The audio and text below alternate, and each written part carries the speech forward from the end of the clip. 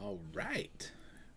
We are live, live, live, alive. Here we are. Here we Tuesday night. It is the last Talkin' Toast of 2024. And What a year it has been. Oh, we are so excited. This is good stuff, y'all. Absolutely. I'm gonna go make sure we're up and online. Oh yeah, I should go share it. And no, let's do it one at a time so that someone can entertain the toasters. Okay. I'm your entertainment this evening. My name is John. It's working. Yeah. Good stuff. Good stuff. If my eyes drift away every once in a while, my Tigers are playing the Gamecocks in men's basketball right now, which is You're good. this is the rivalry in for my college, and so we're down by 4 points with 13 minutes left. And I'm just kind of looking every once in a while, just glancing. So tonight, since it's our last Talkin' Toast before Christmas, Yes, we have a special treat. we do. For us. You're not very festive tonight.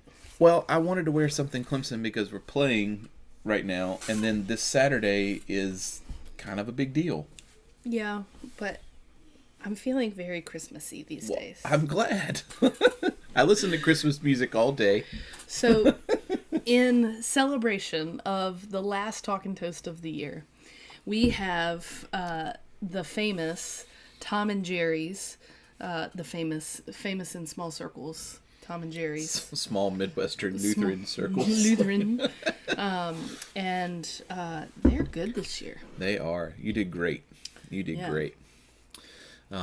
It's good stuff. So you'll have to go look it up if you don't know what a Tom and Jerry is. It's sort of like eggnog, but not. Yours is It has a batter. funny things. It does, but you know what? It's still delicious. Okay, good.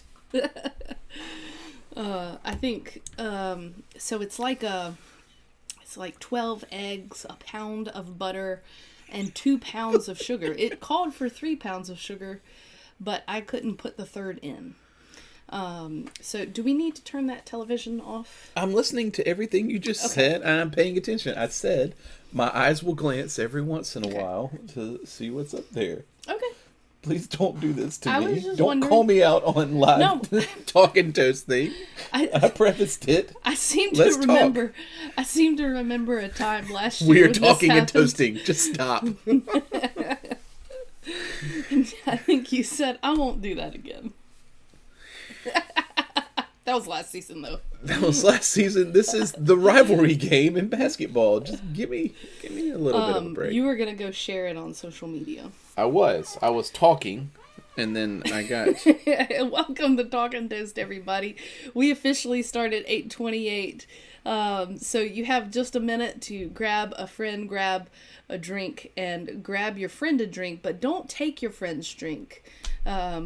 So we gather every week at the same time in the same place to talk and pull back the curtain on the creative process. So we're glad you're with us tonight and tuning in to hear some kind of reflections on Christmas and reflections on the year and kind of anticipations and hopes for 2025. That's right.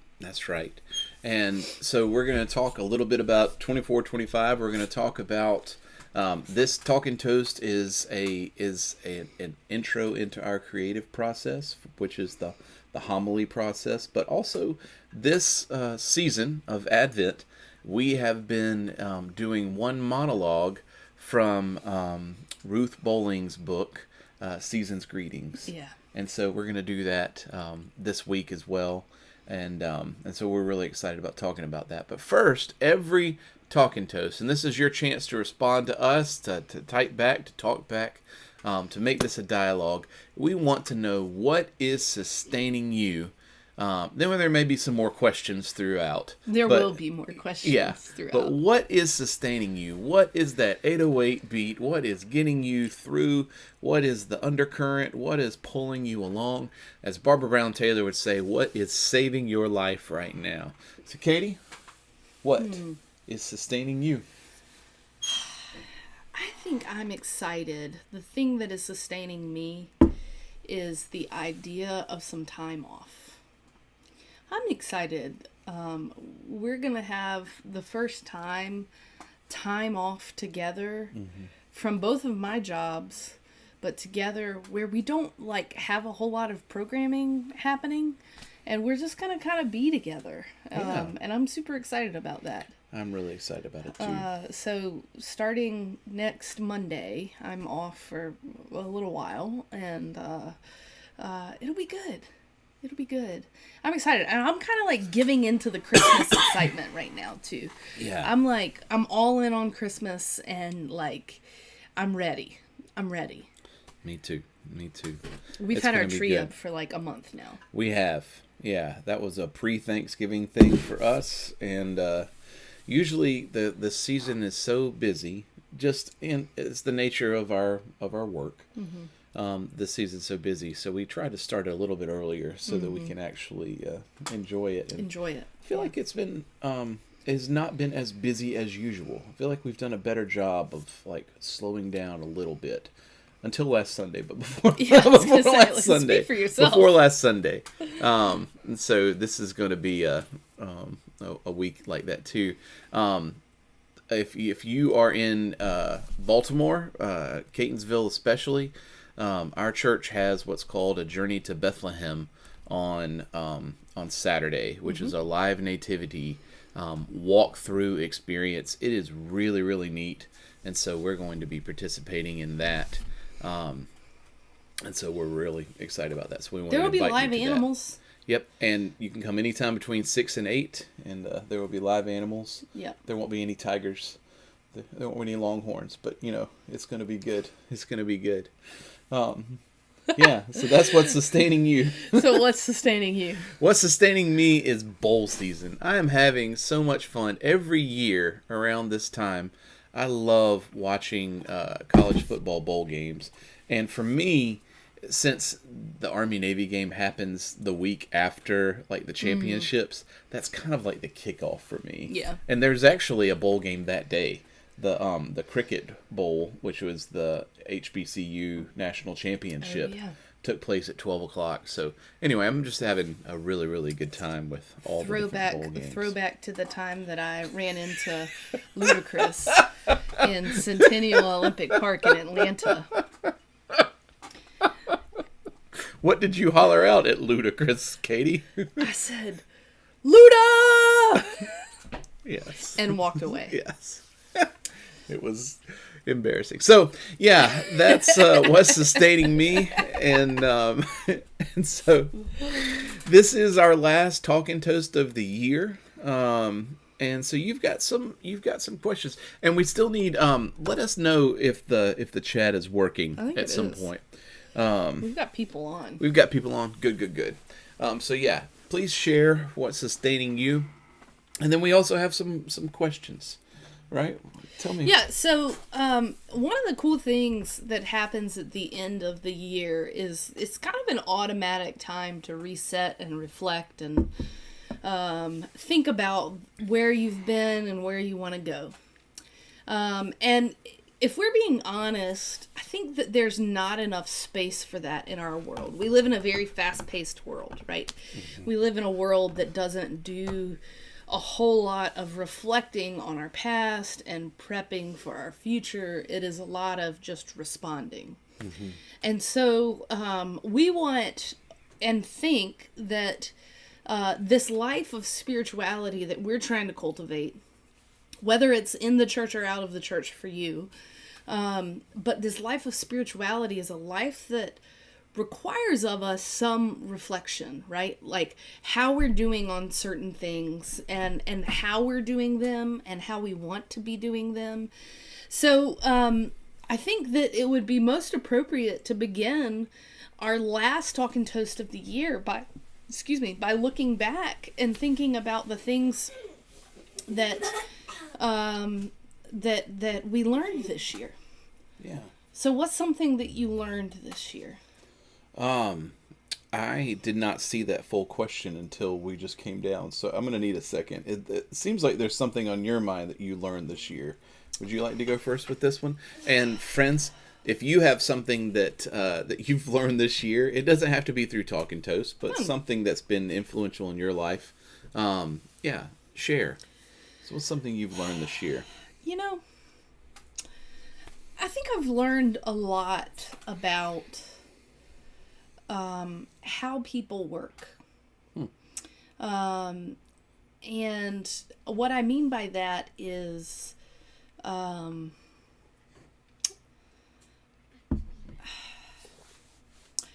I spent a few months this year really hopeful for a particular event and saw no way that it was not going to work out.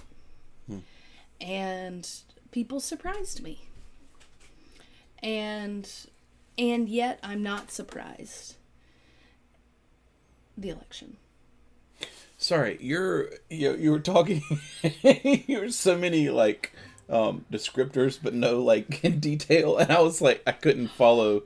And you had a double negative in there too, so I was trying to. I wasn't being mean. Go about back and that. watch the game. I wasn't being mean about that. I was trying to follow, and I was saying. Go enjoy your game. Okay. Sorry. Well, I think what I was saying with that is like I learned a lot about people during that. I learned about priorities of some people and how my priorities are very different from a lot of people's.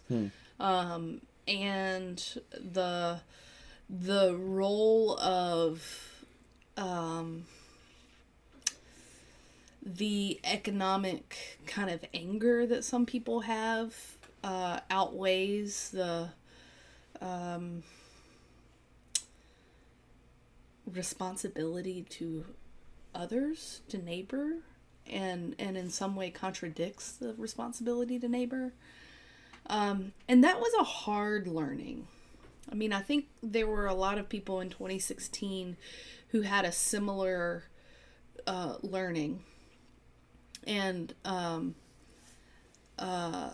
you know, there's something about what I learned about society as a whole that changed me.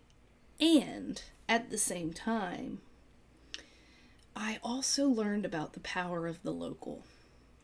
Yeah. And the power of the local community to be an agent of change in a larger society that may be disappointing or just straight up unjust. But the power of the local community really came in, like when we were walking. I mean, we've become more engaged in our neighborhood over this last year. And walking through the neighborhood, it's like, you know, people and you see them in the face on a rough day and you say, look, we're going to get through this together, or whatever it may be. Anyway, so I think like the larger community surprised me, but the small local community surprised me in like the best way. Yeah, that's a good word. I was going to say something similar, and Rebecca Cerami agrees with you. And your dad says hello on the island. I was going to say something similar to that, in that, well, I'll start off with the negative and the positive. I'll start off with the negative. I learned that we all had a collective trauma that has not been dealt with. Yeah. And it's hard whenever a traumatic event happens, it's hard to point our fingers on how it affects us. We just know it affects us. Yeah. Yeah. And I think collectively, we all had that kind of experience. and whether this is not like a scientific, a political kind of thing. It's the world shut down for everybody. Yeah. We all had that kind of thing. And whether you lost a loved one but I guarantee you everybody in the United States knew somebody who died in COVID. Yeah. And everybody here and throughout the world had some fear about this. Yeah. Because there were trucks being used as morgues in major cities in our own country. That is a traumatic experience. I learned that we haven't dealt with that, and maybe some of the election and all of that shows that. And I was listening to this great podcast. Guess who it was from? Rob Bell. Yeah, of course. And he said, elections are basically saying more of this, or do you want to change? More of this, or do you want to change? And I think that deep down, all of us recognize, yeah, we need some change. Mm-hmm. You know what I mean? Yeah. Now, we won't all agree what that change is. Yeah. But I think especially coming out of that period of time and that kind of change and then that kind of experience on a global level, yeah, everybody's like, I don't know what's going on. Yeah. But we need change. A collective unmooring. A collective unmooring, absolutely. Yeah. So I think we're still in that nebulous, some would call it liminal space, where it's hard. So I learned about that collective trauma side of that. The positive that I learned is what you just hit on, with how much we are connected and how much we need community. And I experienced community this year in a different way than I ever have before. Yeah. In a church setting, I experienced it. In our neighborhood, I experienced it. In families, I experienced it. It was one of those things where just it was glaringly obvious that we need each other and we are more connected than we realize. Yeah. So that was a positive learning for me. Yeah. That all change and all needed stability or mooring or whatever you want to call it comes from that local community, whatever local is for you. If it's your family unit or if it's, your neighborhood, your whatever. My dad said neighbors are what makes us better. I love the book, The Vanishing Neighbor. It's made a difference in my life. The Callaway's life is living proof of the value of connection with Tier 2 communities. So that's a really important... Lee Taylor, I just came and knocked on your door and you didn't answer. I was dropping off Tom and Jerry's batter. We are lucky to have you as neighbor and part of our church too, Lee. Absolutely. But yeah, that's really important. Okay, so let's shift. Sorry. You get really excited all of a sudden. The thing is going blasting out of the red. Sorry. What you got? So let's shift and think about 2025. I said shift and think about 2025. Yeah. So 2025 is around the corner. What is one thing that you're looking forward to in 2025? Or a hope that you have for 2025? We were in an elders meeting at the church, and I don't mean for everything to always revolve around church, but a lot of times in my mind, different things line up that way. Yeah. And one of the people in the elders group put down the need for stability as one of their needs of the church. Mm-hmm.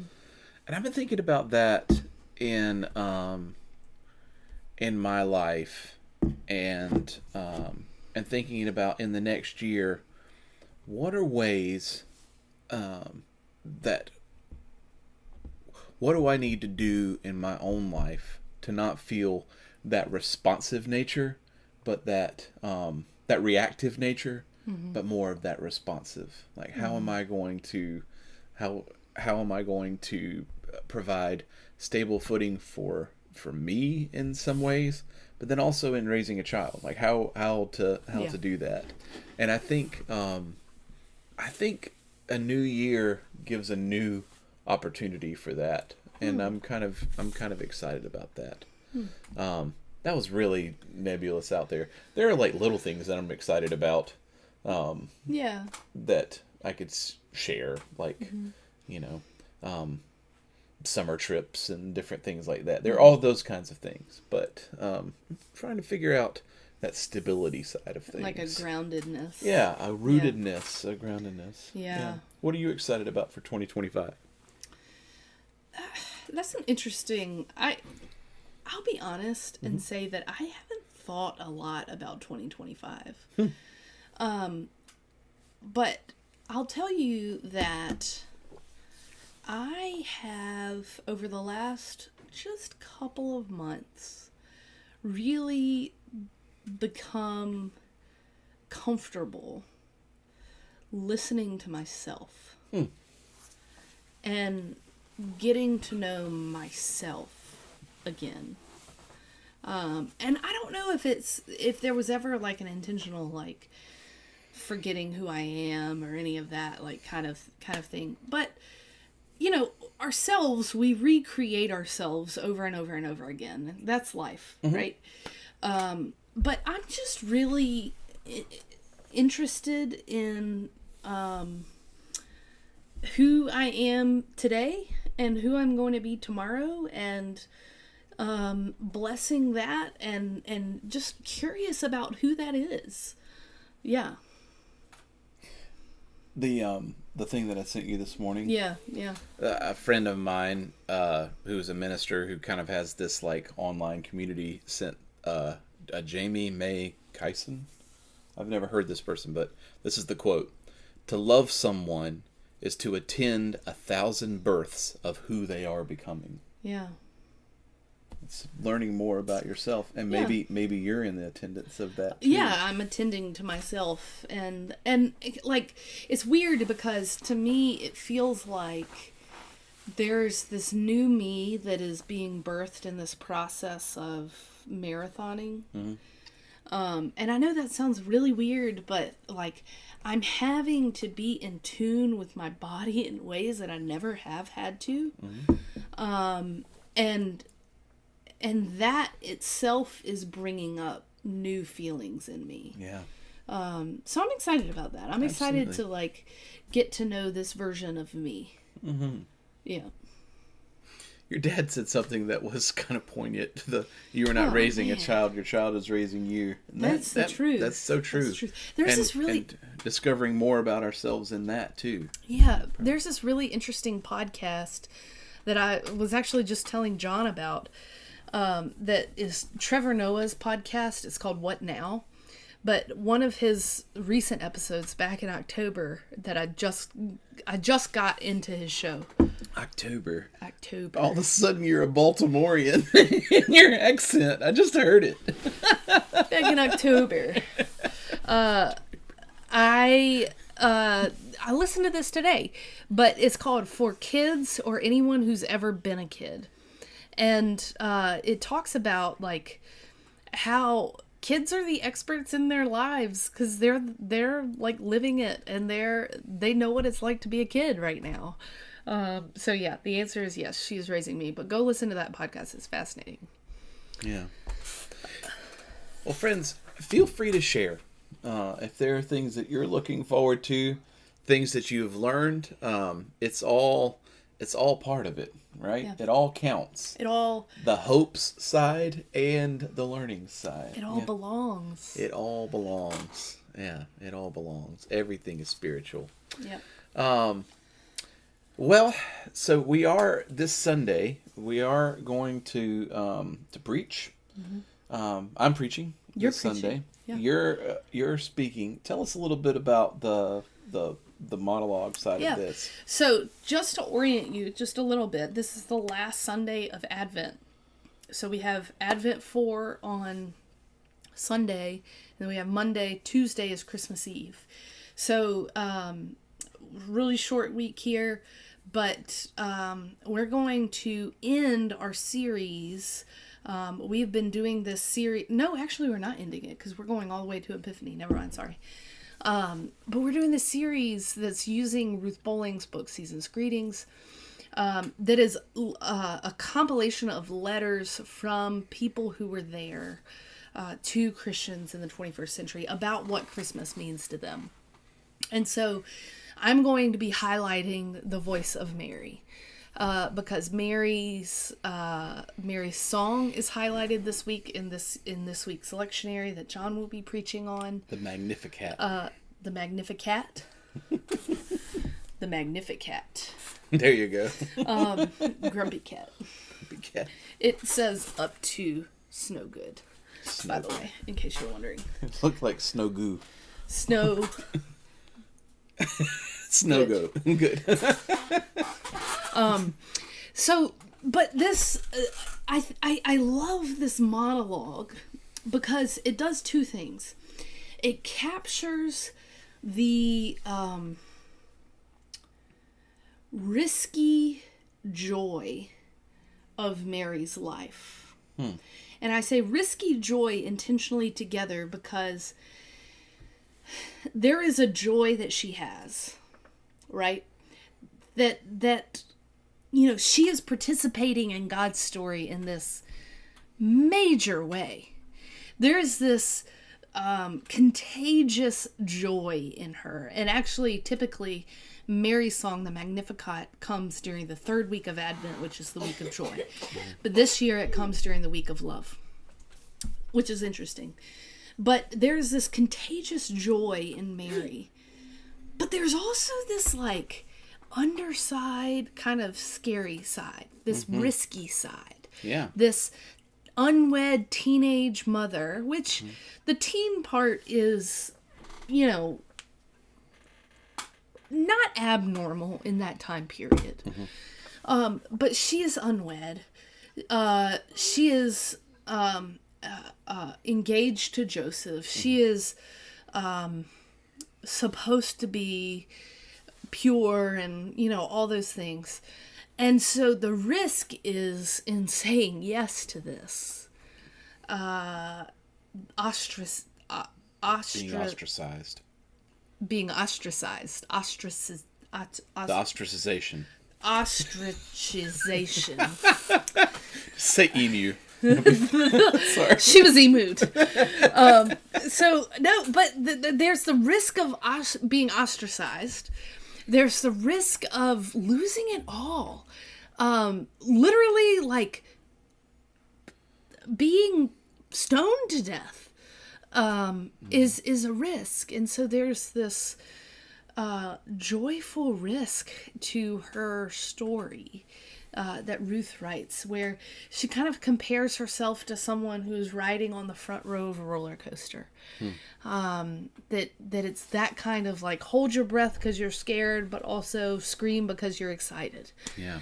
And so I love that. I love that captures the tension within her in a way that I don't think I've ever read or heard or felt before.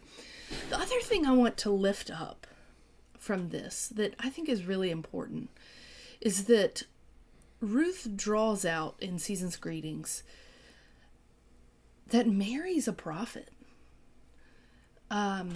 Mary's response to the angel when the angel says, you know, I want you to go do this. Mary's response is, "Here am I, Lord," which is an echo of the responses of the great prophets, Isaiah, Jeremiah, the great prophets of old. And so what Ruth does in this letter and what Mary does, I think, primarily, is she situates herself, or the writer situates her, as a prophet.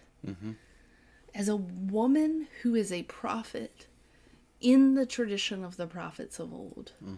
So you automatically get this jarring image of like, oh, we're up to something here. Yeah. Yeah. I'm excited about that. Yeah. The monologue. And the Magnificat, and we're going to read the leading up to it as Mary goes to visit Elizabeth and the babies jump. It's really I love this text. There is that joy and that excitement. You can see it shared between two women in this text, and then it moves on, and then you have this song of justice.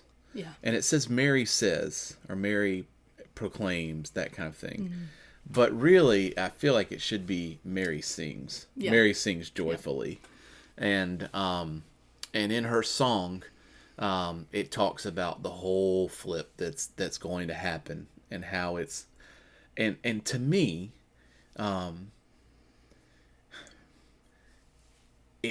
yes, the flip was needed then.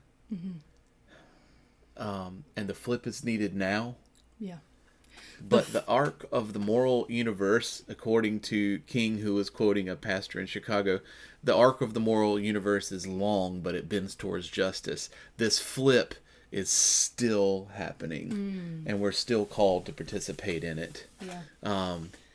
And I can't decide. I know where I think I'm going right now, and some of it's in the title.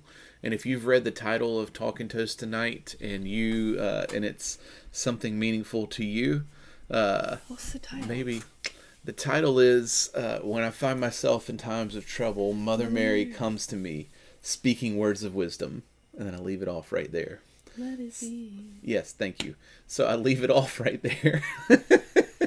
and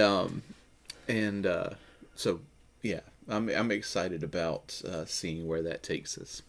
Julia Utley said, 2025 will be my 3rd year of sobriety. I'm looking forward to possibly attempting to forgive myself. Oh, Julia. That's hard work. You're doing the good stuff. I am so glad to know you. And thank you for sharing this with us. And I just want to say out loud that I am so amazed by the work that people who are going through the 12 steps do in each of the steps, and that it's work that every single person needs to be doing. yeah. I was peeping in on a conversation between a mother and her daughter last week on Facebook. And her daughter has transitioned, and she was talking, kind of reflecting on Facebook about what transition means and how cis folks view transition as like something that begins and ends. And her mother was saying like, no, we're always all in transition. Right. Trans folks just like name the fact that we're in transition, right. and it's more visible for them, and it's more subdued for cis folks, and I think there is a vulnerability, there's a transparency that is needed and similar in the 12 steps, that this is work, self-forgiveness is work that everybody needs to go on. And it's work that we see people who are in 12-step programs going on themselves. That arc is at place in our own lives. Yeah, there's like the very micro and the very macro and everything in between. Yeah. We've done some talking, had some good comments, and we need to do some toasting now. Yeah, it's time. Will you start us? Friends, as you go from this place, from this year, from this time, give into the fullness of it all. Remember Mary, who was joyful in her risk-taking and risky in her joy-making. And let that be your model as you go all in on this next year, on Christmas, on all that is before you. May you find your place in that ark, and may you also find hope in that ark, that it is headed towards good things. We're turning it over together. Cheers. Cheers, friends. Here's to 2025. Here's to you. Thank you so much for making Talking Toast what it is, and being a joy and a presence in our own lives and in our own ministry. This is a real gift, and we don't take it lightly. Yeah, and more excitement to come in That's right. 2025 That's right. for Talking Toast. That's right. We'll share things soon, and our air conditioner just turned on. That's interesting. I've been having hot flashes tonight. Woo! Well, friends, we'll see you next year. Bye, Have a everybody. great end of 20.